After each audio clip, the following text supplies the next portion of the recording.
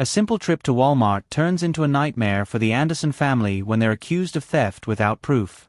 What happens next will expose the ugly truth behind the accusations. Don't miss the shocking ending and let us know where you're watching from. It was supposed to be an ordinary shopping trip, but for the Anderson family, what happened next turned their day into a nightmare. James and Angela Anderson had taken their two kids, 14-year-old Marcus and 9-year-old Layla, to a Walmart in Birmingham, Alabama. They had just wrapped up their errands for the day and were picking up groceries before heading home. Little did they know, they would soon be fighting to prove their innocence in a situation they never imagined. It started innocently enough. The family walked through the aisles, joking and laughing as they picked out items for dinner. Layla was excited about a new coloring book she'd spotted, and Marcus was convincing his dad to buy him his favorite cereal. Angela checked her grocery list, making sure she didn't forget anything. They were just like any other family on a normal shopping trip. After about an hour, they headed to the self-checkout area. Angela scanned their items while James bagged them. Marcus and Layla stood nearby, chatting and occasionally helping. Once they finished, James paid, and they started to leave with their cart. That's when it all began. As they approached the exit, a Walmart security guard stepped in front of them, blocking their path. His name tag read Ted, and his expression was anything but friendly. "Excuse me, folks," Ted said, his voice sharp. "I need you to step aside for a moment." James frowned, confused. "Is there a problem?" Ted crossed his arms, glancing at the cart. "We got a report about suspicious behavior. I need to check your bags and receipt." Angela looked at him in disbelief. "Suspicious behavior? We just paid for our items. You can see the receipt right here."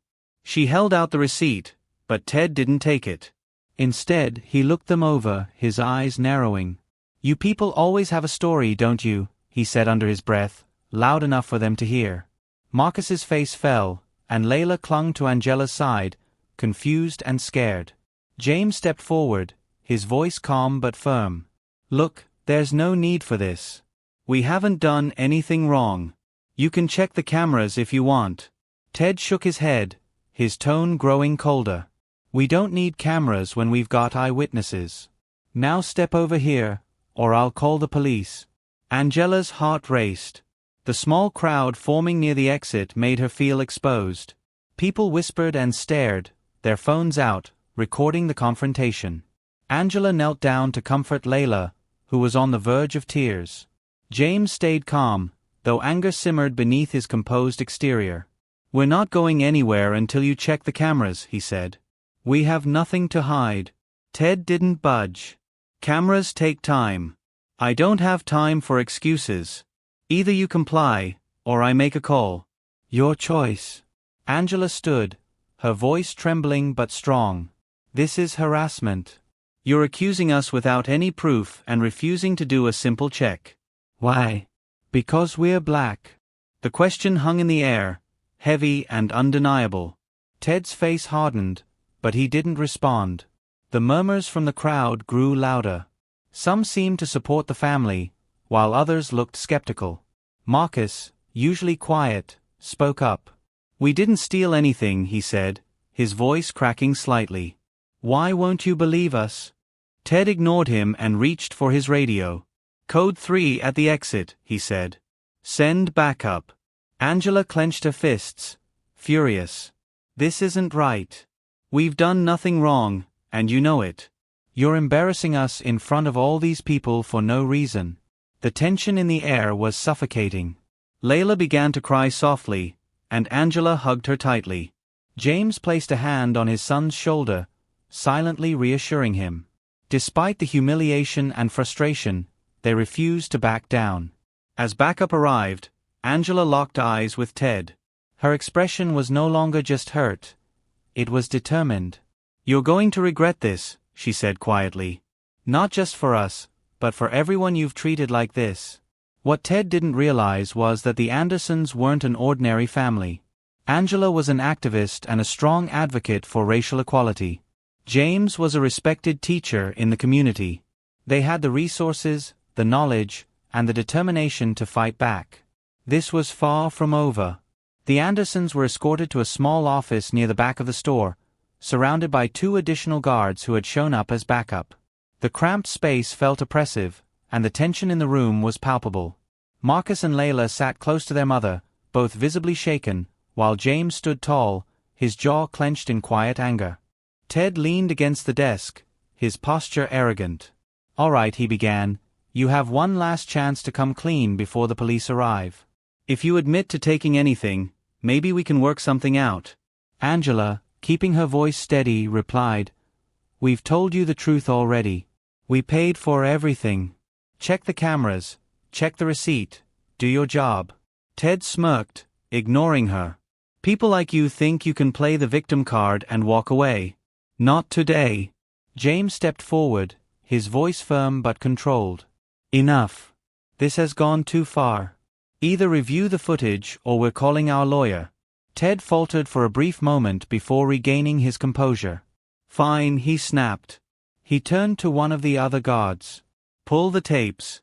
The guard hesitated. Ted, it'll take a few minutes. Shouldn't we wait before?" "Just do it." Ted barked, his frustration evident. As the guard left the room, Angela turned to Marcus and Layla, whispering words of comfort to calm them. She could feel her anger bubbling beneath the surface, but she knew she had to stay composed, for her family's sake and to prove a point. Minutes later, the guard returned with a tablet, the surveillance footage loaded and ready. He handed it to Ted, who began reviewing it in silence. The room was so quiet that even the faint hum of the air conditioning felt loud. Angela watched him closely, her sharp eyes catching every flicker of doubt on his face as he skimmed through the footage. Ted's smirk vanished, replaced by a tight-lipped frown. The video showed the Andersons scanning every item, paying in full, and walking calmly toward the exit, just as they had said.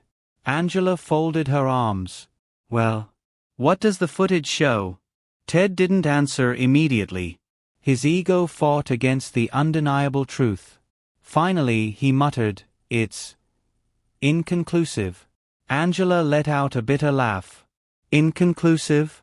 It shows exactly what we said. We paid for everything. Admit it, you were wrong."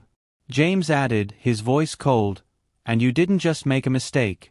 You humiliated us in front of dozens of people. You scared our kids. You refused to check the cameras earlier because you thought you could intimidate us." Ted's face reddened, but before he could respond, another voice interrupted. The store manager, a middle-aged woman with a no-nonsense demeanor, entered the room. She glanced at the tablet in Ted's hands, quickly assessing the situation. "What's going on here?" she demanded.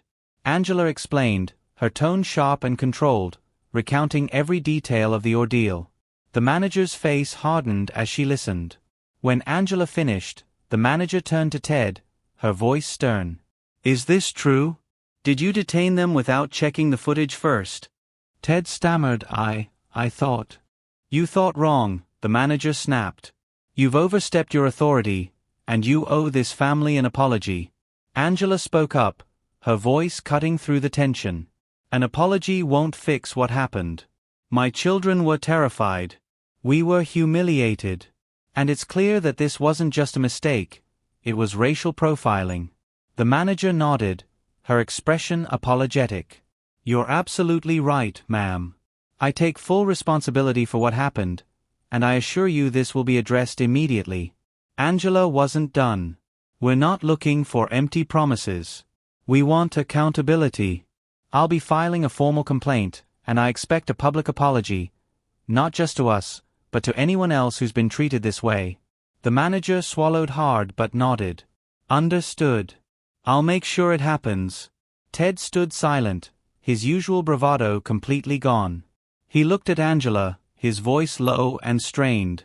"I'm sorry. I was wrong." Angela didn't respond to him. Instead, she gathered her family and stood. "Let's go," she said, her tone commanding. As they walked out of the office, heads held high, Angela noticed several employees and customers watching.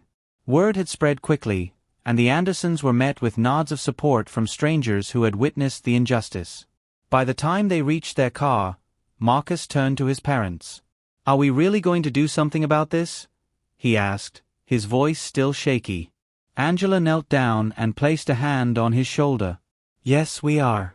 What happened today wasn't just about us. It's about making sure this doesn't happen to anyone else. We're not going to let them get away with it. In the days that followed, Angela kept her promise. The incident gained traction online after a bystander's video went viral, sparking outrage and calls for change. Angela worked tirelessly to push for accountability, meeting with community leaders and raising awareness about racial profiling in retail stores. As for Ted, the fallout was swift. He was suspended and later fired after the store conducted a full investigation. Walmart issued a public apology and pledged to improve their training and policies.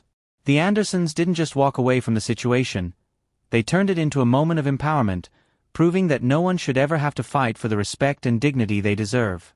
And for Angela, James, Marcus, and Layla, it was a reminder of the strength they carried as a family, united in their resolve to stand up for what was right.